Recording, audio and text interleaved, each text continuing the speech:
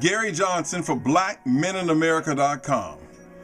I have an exclusive 6-part interview with the one and only DC sports legend, Mr. Harold Bell. We're going to break this interview up into 6 parts, and I had the opportunity to go over to Harold's studio, if you will, where he has all of his memorabilia, and just sit down for an exclusive interview that I call Being Harold Bell. Harold Bell is a fascinating guy, and he's a DC sports legend. And he started off in the mid-60s, 70s, 80s, and he started off with nothing. And his story is fascinating, how he became #1 in the ratings, how he became a civil rights leader, and how he influenced so many young people through his 50-plus year foundation, Kids in Trouble. A lot of big names who are nationally recognized in sports media today came through the original Inside Sports with Harold Bell. So without any further ado, ladies and gentlemen, here's my interview with the one and only, the incomparable Harold Bell. Hey, this is Gary Johnson with BlackMenInAmerica.com. We've got an exclusive interview with DC sports legend, Mr. Harold Bell, and he's allowed us into his studio with all of his memorabilia. So Harold, thank you very much for letting us in. And you are on the heels of a very successful event last week at the Miracle Theater in Washington, D.C., honoring Muhammad Ali. It's been like 45 years. I know you were a friend of Ali's. You were allowed to be in his camp. Just talk a little bit about that and how you thought the event went. Well, as you said, it's been a 45-year journey. In fact, November will mark, November 30th will mark 45 years of Rumble in the Jungle. Of course, we all know Rumble in the Jungle was Muhammad Ali and George Foreman. Muhammad Ali stunned the world when he knocked out George Foreman in the 8th round. Nobody had picked him to win that fight. I was supposed to go over to Zaire with him. I was in Chicago. Me and my partner Rodney Brown went to Chicago to meet with Muhammad because he had wanted to know exactly what did I want to do.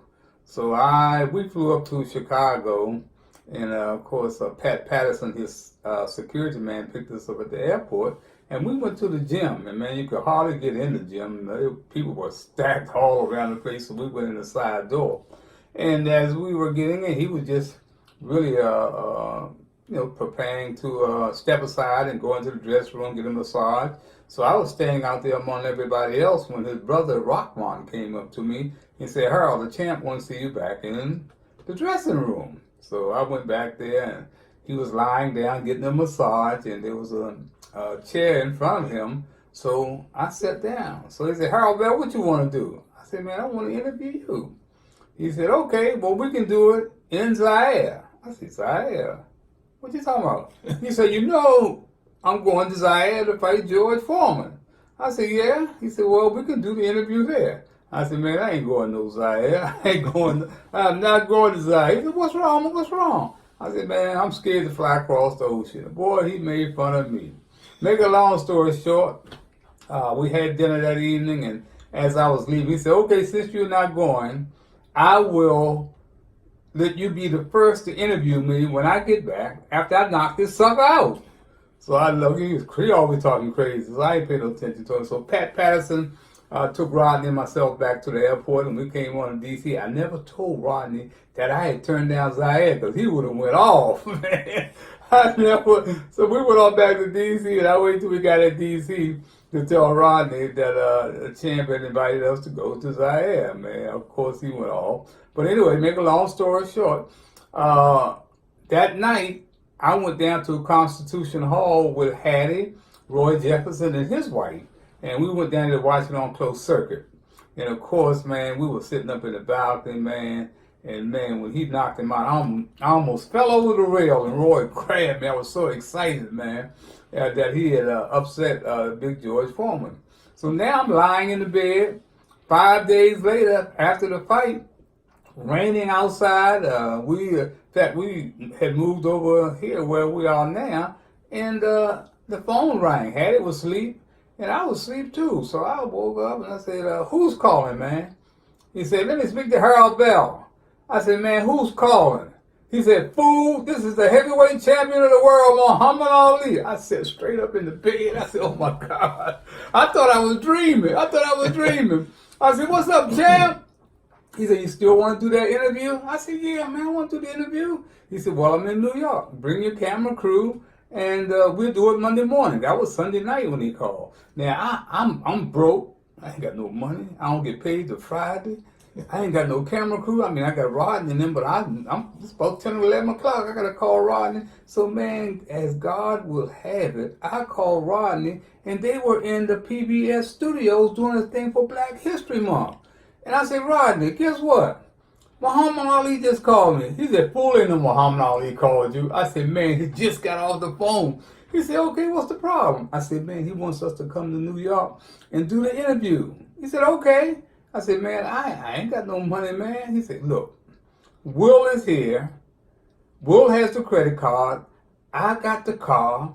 And PBS got the cameras." So they took the cameras out of PBS, picked me up about midnight, and we rolled up to New York. We got there about 6:30 that morning, stopped and got hot chocolate, coffee, whatever, and went to the hotel. And I called him, man, up in his room, his number he had given me. And he said, I said, "Champ, Harold Bell." He said, "Where are you?" I said, "I'm downstairs." He said, "Come on up, 7th floor." So we got on the elevator and we went up, and there he was standing out in the hall combing his hair. He said, "Didn't I tell you I was going to knock that sucker out? Didn't I tell you?" He said, "Didn't I tell you?" So he said, "Come on in." So we went on in, man. They set the cameras up, and he and I just sit there shooting the bull for about a half hour. Got the camera straight, man. And let me tell you something, man. That was history in itself. Never in the history of professional sports had undisputed heavyweight champion invited 2-3 unknown journalists to come out and interview him. This had never happened before. It happened with the big boys, but just think, when he got to New York, he didn't call Oprah, he didn't call Ed Bradley, Brian Gumbel, or Howard Cosell. He called Harold Bell. Man, this guy just came out of the biggest fight of his life, and he thought about me and called my number. And I tell you, man, one of the greatest interviews that I've ever done. And of course, this is 2019, 45 years ago, man. In November will mark the Rumble of the Jungle, which led to the Miracle Theater where we were on Tuesday night, Gary. Okay. This concludes part 1 of our 6-part interview with Harold Bell. When we come back, we all know about the public Harold Bell. When we come back for part 2, we're going to learn a little bit more about the private side of Harold Bell.